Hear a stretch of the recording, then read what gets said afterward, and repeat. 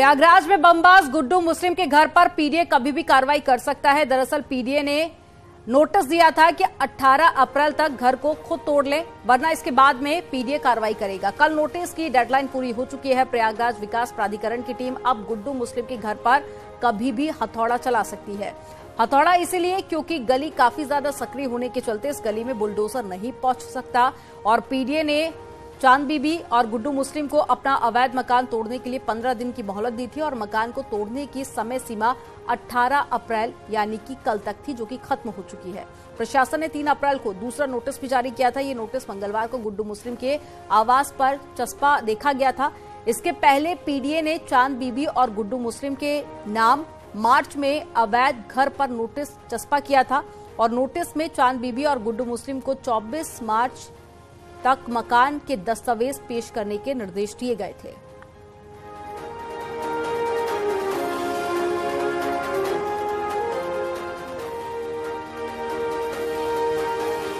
तो देखिए, उमेश पाल हत्याकांड में गुड्डू मुस्लिम आरोपी बनाया गया और शूटर्स में शामिल था, जो कि अभी तक फरार है। अभी इससे पहले जानकारी ये भी मिली थी कि शाइस्ता परवीन गुड्डू मुस्लिम के साथ हो सकती है और गुड्डू मुस्लिम ही दबाव बना रहा है शाइस्ता परवीन को सरेंडर ना करने की। तो वहीं देखिए, अब गुड्डू मुस्लिम की भी मुश्किलें बढ़ती जा रही हैं क्योंकि अवैध संपत्ति पर जल्द ही प्रशासन का हथौड़ा चलेगा। इससे पहले नोटिस भी जारी किया गया था, जो कि कल उसकी डेडलाइन खत्म हो चुकी है। तो माना जा रहा है कि जल्द ही अवैध निर्माण पर प्रशासन का हथौड़ा देखने को मिलेगा।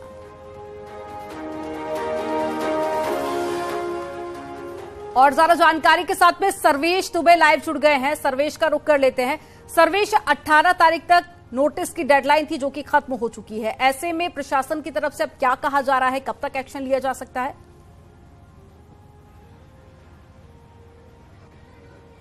देखिए, इस मामले में आपको बता दें कि उमेश पाल शूटआउट केस में बमबाज गुड्डू मुस्लिम अभियुक्त है और उस पर 5 लाख का इनाम घोषित है और घटना के बाद से ही गुड्डू मुस्लिम फरार है। और चकिया में ये आप देख सकते हैं, ये सकरी गली है, यहाँ पर गुड्डू मुस्लिम का 3 मंजिला मकान है और ये मकान बहुत बड़ा नहीं है। ये 13 × 45 यानी फ्रंट इसका 13 और 45 फीट गहरा है। और इस मकान को लेकर सबसे पहले प्रयागराज विकास प्राधिकरण ने 10 मार्च को एक कारण बताओ नोटिस जारी किया था और 25 मार्च को 11 बजे पहुंचकर प्रयागराज विकास प्राधिकरण में जवाब दाखिल करने का आदेश दिया था। लेकिन कोई भी परिजन चूंकि फरार थे, इसलिए कोई भी वहां पर नहीं पहुंचा और इसका जवाब नहीं दाखिल किया गया, जिसके बाद प्रयागराज विकास प्राधिकरण ने 3 अप्रैल को दूसरा नोटिस जारी किया था और 15 दिन में अवैध निर्माण ध्वस्त करने के लिए कहा था। और प्रयागराज का ये नोटिस अभी भी यहाँ पर चस्पा है, आप साफ तौर पर देख सकते हैं। इसमें यह भी लिखा हुआ है कि अगर अपने आप ये अवैध निर्माण नहीं तोड़ा जाता है, तो इसमें साफ तौर पर लिखा है कि अगर अवैध निर्माण तोड़ा नहीं जाता है तो उक्त अवैध निर्माण को ध्वस्त करा दिया जाएगा और उस पर होने वाले व्यय को आपके भू राजस्व के अवशेष के रूप में वसूल किया जाएगा। यानी कि ध्वस्तीकरण की जो कार्रवाई होगी, उस पर जो खर्च आएगा वो भी वसूलने की बात इस लेटर में कही गई। लेकिन सबसे मुश्किल यह है कि यहाँ पर कभी भी प्रयागराज विकास प्राधिकरण का बुलडोजर चल सकता है, लेकिन बुलडोजर आने के लिए यहाँ पर रास्ता नहीं है और ये गली में मकान है। ऐसे में माना जा रहा है कि मैनुअली हथौड़े से यहाँ पर कार्रवाई की जा सकती है। गुड्डू मुस्लिम के बारे में बताएं तो गुड्डू मुस्लिम वही शख्स है जो कि उमेश पाल शूटआउट में बमबाजी करता हुआ दिख रहा है। झोले से निकालकर लगातार वो बम फेंक रहा है। और बिल्कुल सर्वेश, देखिए, घर के बाहर ताला लगा है, यानी कि घर के अंदर यहाँ पर कोई मौजूद नहीं है। नोटिस का जो डेडलाइन थी वो भी खत्म हो चुकी है। लेकिन क्या आपके आसपास कोई ऐसा शख्स या फिर इनके कोई पड़ोसी मौजूद हैं जिनसे बातचीत हो सकती है? देखिए, मैंने लोगों से बात करनी चाहिए। कैमरे के सामने कोई भी बोलने को तैयार नहीं है कि कैमरे के सामने कुछ बोले, तो कैमरे के सामने कोई बोलने को तैयार नहीं है। लेकिन ये कि सब लोग अपने दरवाजे बंद कर लेते हैं या दूर चले जाते हैं। लेकिन लोगों ने ऑफ द रिकॉर्ड ये बताया है कि जब से घटना हुई है तब से उनका परिवार गायब है। उनके घर में उनकी पत्नी चांद बीवी और इसके साथ साथ 4 बच्चे थे।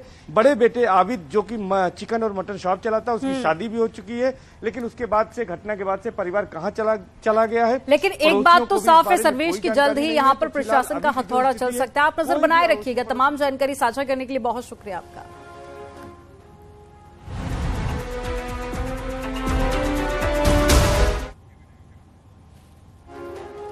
अतीक अशरफ मर्डर के तीनों आरोपियों को आज कोर्ट में पेश किया जाएगा। तीनों आरोपियों को कड़ी सुरक्षा के बीच में प्रतापगढ़ जेल से प्रयागराज लाया जा रहा है।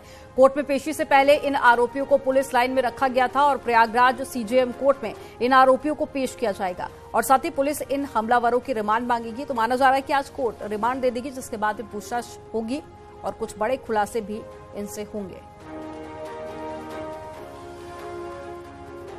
तो सुरक्षा काफी ज्यादा कड़ी कर दी गई है और ऐसे में प्रयागराज लेकर पुलिस पहुंचेगी, जिसके बाद में कोर्ट में पेश किया जाएगा और उसके बाद पुलिस तीनों आरोपियों के रिमांड मांगेगी।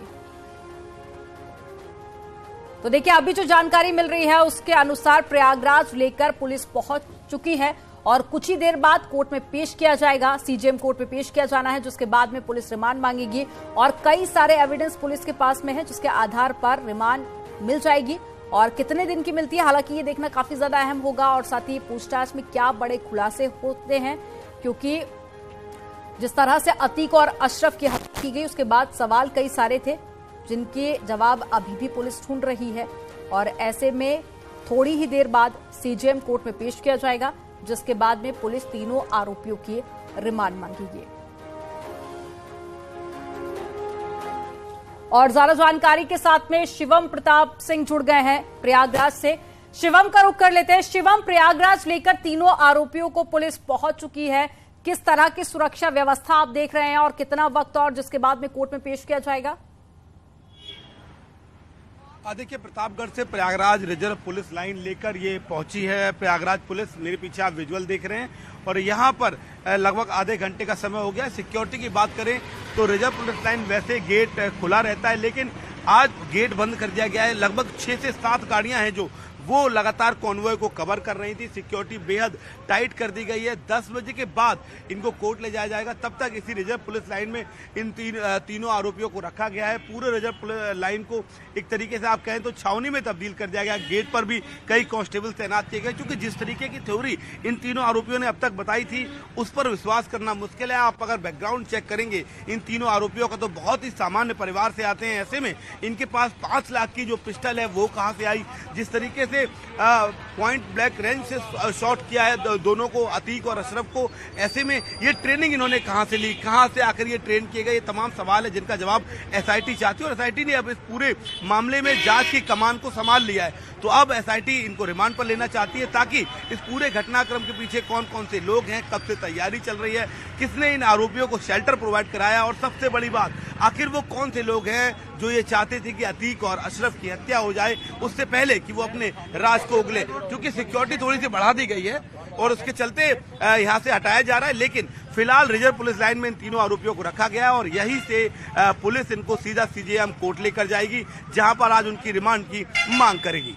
जी तो बिल्कुल शिवम, कई बड़े खुलासे पूरे मामले को लेकर हो सकते हैं, लेकिन देखिए, सुरक्षा व्यवस्था को लेकर लगातार पुलिस प्रशासन पर सवाल खड़े हो रहे थे, क्योंकि इससे पहले हमने देखा कि राजूपाल हो या फिर उमेश पाल या फिर अतीक और अशरफ खुद हो, पुलिस का घेरा आसपास था और उसी बीच में हत्या कर दी जाती है। तो ऐसे में अब क्या कुछ एफर्ट्स पुलिस की तरफ से देखे जा रहे हैं और सुरक्षा को कितना ज्यादा मजबूत किया गया है? अगर हो सके तो संभव जरा आसपास की तस्वीरें भी आप दिखाइएगा। देखिए, बिल्कुल अभी की बात करें तो रिजर्व पुलिस लाइन है। रिजर्व पुलिस लाइन में ऑलरेडी पुलिस के लोग ही होते हैं। ऐसे में इस पूरे इलाके को छावनी में तब्दील किया गया। अगर आप देखें तो ये बाहर की विजुअल्स है। चूंकि आज मीडिया की एंट्री बंद कर दी गई है तो आपको 10 से 12 जवान मेन गेट पर ही मुस्तैद नजर आएंगे। अंदर अगर आप बात करें तो इस समय प्रयागराज का जो आला अधिकारी है वो सभी यहाँ अंदर पहुंचे हुए हैं। मेन इंपॉर्टेंट बात है कि कोर्ट में कितनी ज्यादा सुरक्षा होगी, क्योंकि कोर्ट में ही इन तीनों की पेशी की जाएगी। लोगों में, यहाँ के स्थानीय जो लोग हैं उनमें थोड़ा बहुत आक्रोश भी है, तो पूरे कोर्ट को छावनी में तब्दील कर दिया गया है। 10 जो ट्रक है वो भर के आरएएफ पहुंची है। लगभग 120 जवान प्रयागराज पुलिस के वहां मुस्तैद होंगे। मौके पर स्वयं आला अधिकारी सीपी का प्रयागराज पहुंचे थे, सुबह सुरक्षा व्यवस्था देखी। और सबसे बड़ी बात, ड्रोन उड़ाए जा रहे हैं कचहरी में, ताकि कहीं अगर कोई छुपा बैठा है, किसी तरीके घटनाक्रम होता है तो पुलिस को जानकारी रहे। आज सुरक्षा बेहद मजबूत की गई है, क्योंकि जिस तरीके से अतीक और अशरफ की पुलिस कस्टडी के दौरान, पुलिस के साथ पेशी के दौरान हत्या हुई थी, उसके बाद निश्चित तौर पर प्रयागराज पुलिस को लेकर बहुत सवाल उठ रहे थे। यही एक वजह है कि आज इस रिजर्व पुलिस लाइन को आप देखेंगे तो गेट बंद कर दिया गया है। सामने आपको एसआई स्वयं नजर आएंगे। इसके पहले मीडियाकर्मी अंदर घुस गए थे, लेकिन बाद में मनाही हो गई, किसी की एंट्री नहीं होगी। अब थोड़ा सा समय बचा है, जिसके बाद इनको सीजेएम कोर्ट ले जाया जाएगा। पूरे रास्ते में प्रयागराज पुलिस जब प्रतापगढ़ से प्रयागराज लेकर आ रही थी, काफी ज्यादा कड़ी की गई है, लेकिन बिल्कुल शिवम, देखना काफी ज्यादा अहम हो जाता है कि कोर्ट के अंदर कितनी सुरक्षा व्यवस्था चाक चौबंद की जाती है। तमाम जानकारी साझा करने के लिए बहुत शुक्रिया आपका। और यहाँ पर